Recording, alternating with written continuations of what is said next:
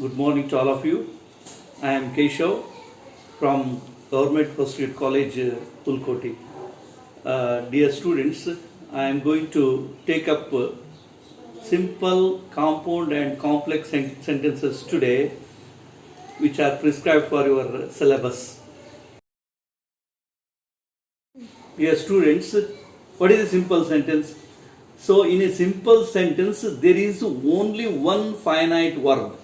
If there is only one finite verb, it is a simple sentence. For example, I am your friend. I am your well-wisher. She is a great singer. Like that. So in these sentences, there is only one finite verb. For example, I have given there, she was ill. See, in this sentence, there is only one verb, was. Was is the only verb, so it is a simple sentence. So, as I told you, if there is only one finite verb in the sentence, that is a simple sentence. Okay, now we go to the next one. Yes. Now we pass on to the compound sentence. In a compound sentence, see there, look up there, there are two sentences, two independent clauses. Independent clauses means they are called main clauses. Two main clauses or independent clauses are joined by the coordinating conjunctions. So if we use coordinating conjunctions in a sentence, that is a compound sentence. For example, I have given there, coordinative conjunctions are and, but, so, yet, therefore, nevertheless. All these are, coordinating conjunctions. Apart from these, correlative conjunctions are there. Correlative conjunctions are either or, neither nor, not only but also, both and. For example, see, if I use them in a sentence, you will be able to understand. For example, my grandmother liked flowers. One sentence. My grandfather liked flowers. My grandmother liked flowers. My grandfather liked flowers. So we can say it in one sentence like, both my grandfather and grandmother liked flowers. So it is a compound sentence. So in the compound sentences, there has to be the conjunctions like and, but, so, therefore, and correlative conjunctions like not only but also, and neither nor, either or, like that. Okay. So next we move on to the complex sentence. Now we move on to the complex sentence. In a complex sentence, there is one independent clause, that means main clause, and another is independent clause. Another is dependent clause. Dependent clause is also called subordinate clause. So, for example, the examples that I have given, she was ill. She attended the class. See, in this sentence, these two sentences can be said like this. Although she was ill, she attended the class. So, although she was ill, if I say this sentence and stop, it does not give full meaning. I have to depend on the main clause that is, she attended the class, which gives full meaning. So, that is why although is a subordinating conjunction. If we use subordinating conjunctions in a sentence, it is called complex sentence. Subordinating conjunctions are as, since, when, where, while, whenever, whatever, whichever, as soon as, no sooner than, if, unless. All these are subordinating conjunctions. So if we use such subordinating conjunctions, definitely that clause is a dependent clause and it cannot stand by itself. we have to depend on the main clause for its meaning. The sentence, the example that I have given, she was ill, is one simple sentence. She was ill, but she attended the class, is a compound sentence, because it is if there is an antithetical statement, we have to use but. And then in the third sentence, the complex sentence, although she was ill, she attended the class.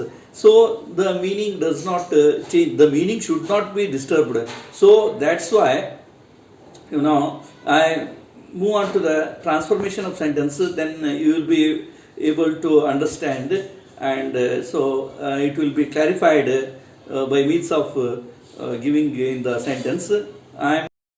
Now we move on. Examples, transformation of sentences. I have given one example here. She came to the class, one sentence. He came to the class, one sentence. He sat down at the last bench, another sentence. These two are simple sentences, two simple sentences. I make it one simple sentences, friends. Coming to the class, he sat down at the last bench. It becomes only one simple sentence.